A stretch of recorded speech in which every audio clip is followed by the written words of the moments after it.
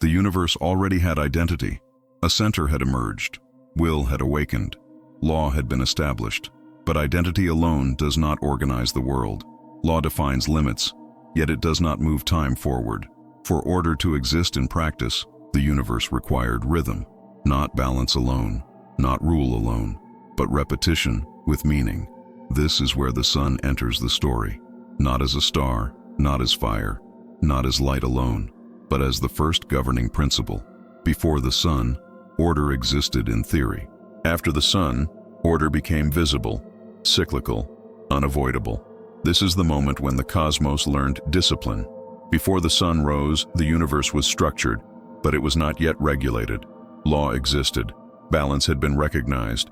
Continuity was possible. Yet time flowed unevenly. Events occurred, but they did not return. Nothing marked the difference between now and later with certainty. Order without rhythm is fragile. It depends on vigilance. It requires constant correction.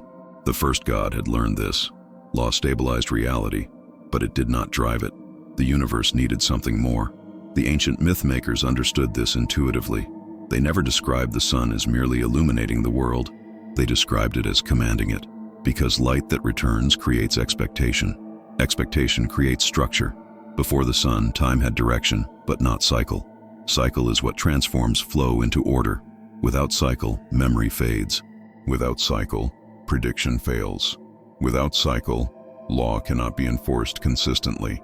The universe required a force that would return reliably, mark succession, and impose rhythm on existence, not through violence, but through inevitability. The sun was not created to shine. It was created to return. Its greatest power was not brightness, but consistency. This is the critical distinction. Many forces can act once. Few can act again and again without deviation. The sun would become the measure of time, the anchor of order, the visible face of law. Before the sun rose, the universe was ordered but uncertain. After the sun, order would become inescapable. This is why solar gods are never merely creators. They are maintainers. They do not begin existence. They sustain it through repetition. The cosmos stood at another threshold. Identity existed. Law governed. What remained was rhythm, and rhythm requires a sovereign. The sun was about to rise not as an object in the sky, but as a principle that would rule everything below it. The sun did not emerge as a body. It emerged as a principle. Before it had form, before it had light, before it had a path across the sky, it had function. The universe already possessed law, but law alone does not govern movement. Law defines what may exist. It does not decide when. The solar principle arose to resolve this tension. The cosmos required a force that could command sequence, not just order in structure, but order in duration. The sun became the answer. Unlike earlier principles, the solar principle did not diffuse. It centralized. It became the most visible reference in all existence. Wherever it moved, everything else responded. This visibility was not accidental. Order that cannot be seen cannot be trusted. The sun made law perceptible. It transformed abstract balance into observable certainty. The ancient mythmakers captured this truth when they placed the solar god at the center of the sky, not because the sky needed decoration, but because governance requires exposure. The solar principle established dominance not through force, but through regular return. It did not threaten chaos. It exhausted it. Each return reinforced expectation. Expectation stabilized behavior. Behavior shaped structure. Thus, order became self-reinforcing. The universe learned anticipation. It learned that light would come back, that warmth would return, that cycles would complete themselves. This learning changed everything. For the first time, existence could prepare. Preparation is the foundation of civilization. The sun did not eliminate darkness. It contained it. Night became meaningful because day returned. The solar principle introduced hierarchy without oppression. Light above, dark below, movement upward and downward. Orientation was born. With orientation came direction. With direction came purpose. The universe no longer drifted. It progressed. The sun became the spine of time. Moments aligned themselves around its movement. Before and after gained clarity. This is why solar gods are kings. Not because they conquer, but because everything else organizes itself around them. The solar principle did not create life yet. but it made life possible. Regularity is the soil from which complexity grows. The cosmos had found its ruler, not a tyrant, a rhythm. In the next chapter, this rhythm will solidify into cycle, because repetition is the true engine of order. Order cannot exist without return.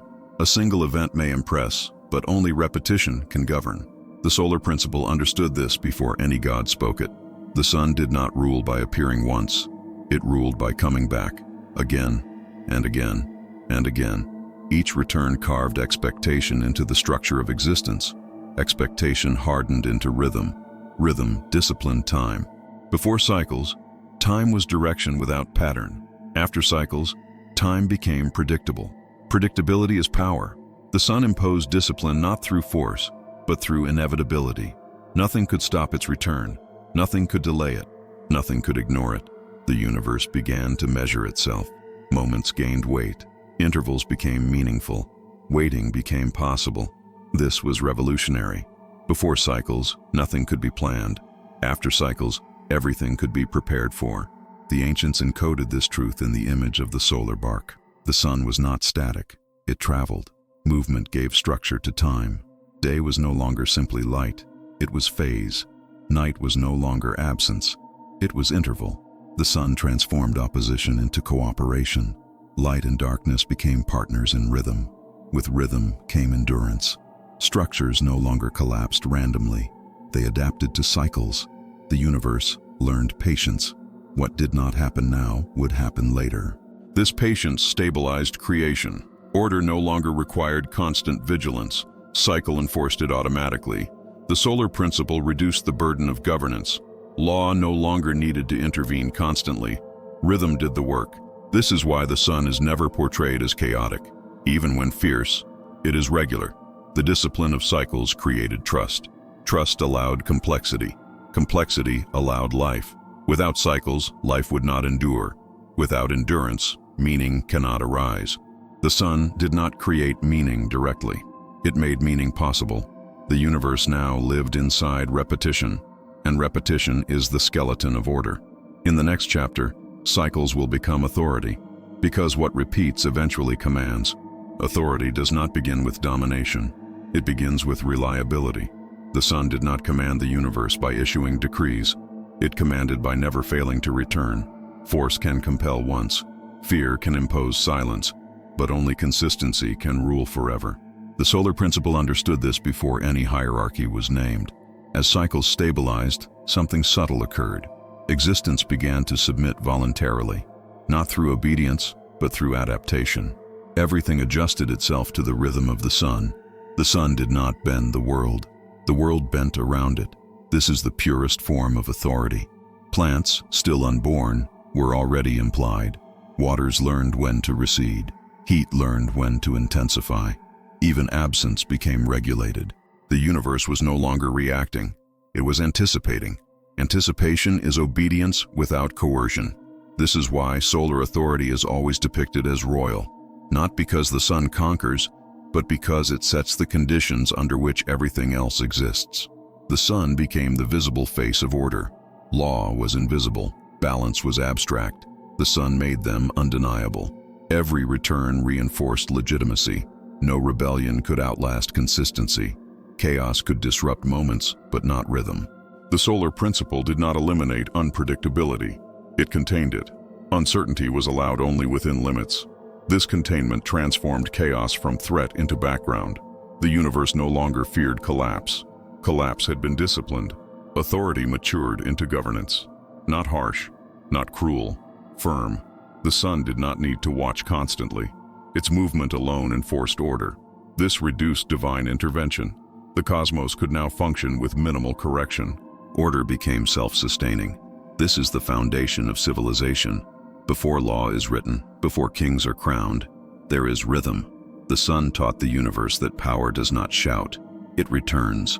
With authority established, order could expand beyond structure into meaning. Because once rhythm governs time, values can arise. In the next chapter, the sun will become not just ruler of time, but judge of existence. Because authority eventually demands evaluation. Authority that governs rhythm eventually learns to evaluate. The sun had imposed order through return. Cycles disciplined time. Rhythm stabilized existence. But repetition alone is not enough. Order demands measure. The solar principle evolved. It was no longer only movement across the sky. It became observation. The universe began to feel watched, not in fear, but in accountability. This watching was not personal. The sun did not judge emotions. It did not weigh intentions. It measured alignment. Everything beneath the sun was exposed equally. Nothing could hide in its light. This is why ancient cultures associated the sun with truth, not moral truth, but visibility. What exists in light must justify itself through balance. Excess was revealed. Neglect was exposed. Nothing was condemned instantly, but nothing was ignored. The sun did not punish. It revealed consequence. Too much heat scorched. Too little froze. Existence learned proportion. This is the origin of justice. Justice is not vengeance. Justice is feedback. The solar principle did not care who acted. It responded only to how things aligned. Kings and dust were equal beneath it. This universality made the sun sacred, not because it favored, but because it did not. Impartiality is the highest authority. As this principle stabilized, the universe internalized measure. Order no longer required constant correction. Deviation corrected itself. Balance became instinct. The cosmos learned moderation. This is why solar judgment is always associated with clarity. Nothing hidden survives sustained light. The sun became the eye of order, not spying, not accusing, simply illuminating. With measure established, existence gained morality, not commandments, but consequence-aware behavior. This prepared the universe for something entirely new. Life, because life cannot survive without feedback. The sun did not create life. It made life possible. In the next chapter, order will descend further, from cosmic principle to earthly rule. Because once order governs the heavens, it seeks reflection below. Order, once established above, does not remain distant. It seeks reflection. The sun had governed time. It had disciplined cycles. It had measured alignment. Now its influence moved downward. The universe began to mirror itself. What existed as principle in the heavens sought expression below, not as imitation, but as embodiment. This descent was not violent. It was gradual, inevitable. Rhythm-shaped environment, measure-shaped behavior, balance-shaped structure. The world below the sun began to organize itself according to solar law. Not consciously, not by command, but by necessity. Heat followed rhythm. Water learned restraint. Growth aligned with cycle. Even stillness found its place. The sun did not rule the earth directly. It ruled conditions, and conditions rule everything. This is the origin of terrestrial order, not imposed from above, but drawn downward by coherence. The same law that stabilized the cosmos now stabilized the world. The ancients understood this deeply. They did not separate heaven and earth. They mirrored them. What ruled above must rule below. As order descended, space gained hierarchy. Above and below became meaningful. Center and periphery emerged. Orientation was no longer abstract. This orientation allowed mapping. Mapping allowed memory. Memory allowed culture. The sun did not create society, but it created the possibility of structure. Without reliable cycles, no tradition survives. The descent of order also introduced responsibility. What aligned thrived. What resisted struggled, not through punishment, but through incompatibility. The sun became silent judge of all forms. Its light did not choose sides, but it revealed consequences. This revelation transformed survival into adaptation. To exist was no longer enough. One had to align. The universe had learned hierarchy. Not hierarchy of value, but hierarchy of position. Everything had a place. With place came role. With role came meaning. The descent of order completed a cycle. What began as abstract law now shaped lived reality. But this was not the end. Order, once embodied, seeks continuity. Continuity seeks lineage. In the next chapter, solar order will give rise to dynasty. Because once order governs the world, it demands succession. Order that endures inevitably seeks succession. The sun had imposed rhythm. It had established measure. It had descended into the world as structure. But no force that governs time can remain singular forever. Continuity demands lineage. The solar principle confronted a truth older than power itself. What rules must also continue. Cycles repeat, but rulers must be replaced. Even the sun, eternal in rhythm, requires succession in form. This is where dynasty is born, not as politics, not as inheritance of blood, but as continuity of function. The ancients understood this instinctively. They did not imagine the sun as a lone sovereign. They imagined it surrounded by offspring, aspects, extensions. Because authority that cannot reproduce eventually collapses, the solar principle began to differentiate itself, not dividing its essence, but expressing it. Morning, midday, evening, rising, zenith, descent. Each phase carried authority. Each phase ruled its moment. Together, they ensured continuity. This was not fragmentation. It was distribution of governance. Order no longer depended on a single manifestation. It flowed through stages. The sun became a lineage. Not many suns, but many expressions of the same law. This is the origin of divine family. From this point onward, order would never again appear as a single face. It would appear as relationships, father and child, predecessor and successor, source and extension.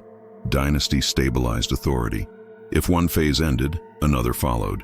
Order could not be interrupted. This is why ancient solar myths always involve succession. A sun that is born, a sun that reigns, a sun that ages, but never a sun that disappears. The universe learned inheritance. Power was no longer seized, it was transmitted. Transmission reduced chaos. Transition replaced rupture. The end of one phase did not mean collapse, it meant passage. This is the deepest function of dynasty. It prevents panic. It reassures existence that order will continue. The solar principle thus became not just ruler of time, but guardian of continuity. But dynasty introduces complexity. Where there is succession, there is memory. Where there is memory, there is comparison. And comparison eventually leads to tension. In the next chapter, the solar order will face its first challenge. Because continuity does not eliminate opposition, it merely postpones it. No order exists without shadow. Where rhythm governs, variation emerges. Where continuity is assured, difference begins to test its limits. The sun had established authority. It had created cycle, measure, descent, and dynasty. But authority, once stable, invites challenge. The shadow did not rise as rebellion, it emerged as deviation. A slight delay in rhythm, a hesitation in return, an imbalance too small to name. At first, it went unnoticed. This is how disorder always begins, not as collapse, but as exception. The solar principle did not fail, but its constancy revealed contrast. Light defined darkness. Order defined what lay outside it. The ancients understood this deeply.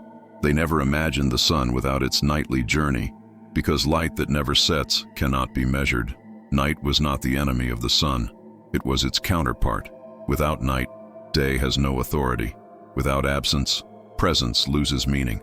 The shadow followed the sun not to destroy it, but to test its claim. Every return of light had to overcome absence. This struggle was not violent. It was cyclical. Day yielded to night. Night yielded to day. Victory was never final. This is the moment myth becomes ritual. The daily return of the sun was no longer assumed. It was celebrated. Celebration is acknowledgement of fragility. The universe learned vigilance. Order could endure, but only if reaffirmed. The shadow represented possibility, the possibility that rhythm might break, that return might fail, that authority might wane. The solar principle did not erase this possibility. It confronted it through repetition. Every sunrise was a renewed claim. This is why solar myths always include journey, danger, and return. The sun must travel through darkness to prove its legitimacy. The shadow taught the universe humility. No order is absolute. No authority is eternal without renewal. Yet the shadow was contained, not banished, contained within cycle. The universe had learned something essential. Stability does not come from eliminating opposition. It comes from outlasting it.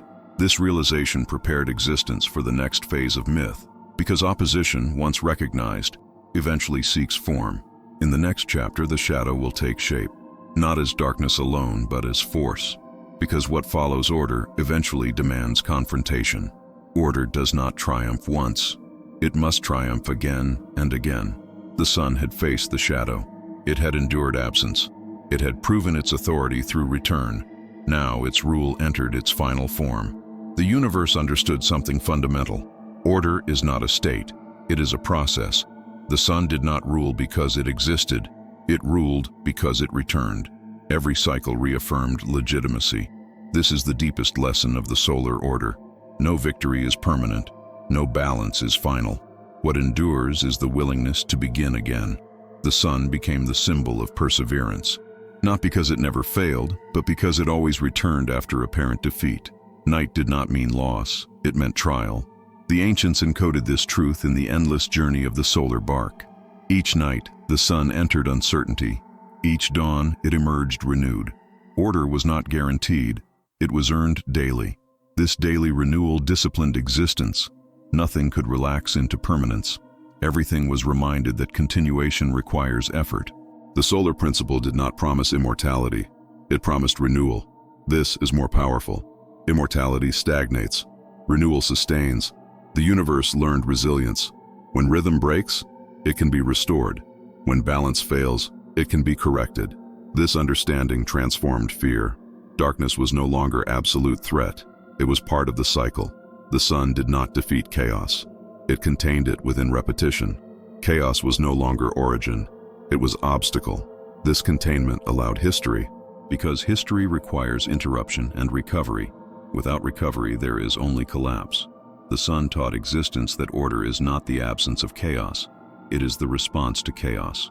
With this realization, the solar order reached completion, not as perfection, but as functioning cosmos. The universe was now ready for more complex narratives, stories of conflict, stories of death, stories of judgment. Because once order governs time, life becomes accountable. Before kings ruled the earth, before gods formed dynasties, before judgment weighed the soul, the sun ruled time. It taught the universe how to endure. Everything that follows in myth rests upon this foundation. Justice, death, resurrection, kingship, all depend on rhythm. The sun did not create morality. It created structure, and structure makes morality possible. This is why the sun stands at the heart of every ancient civilization, not as an object of worship alone, but as the proof that order can survive chaos. The universe did not begin with light, but it learned to live when light returned.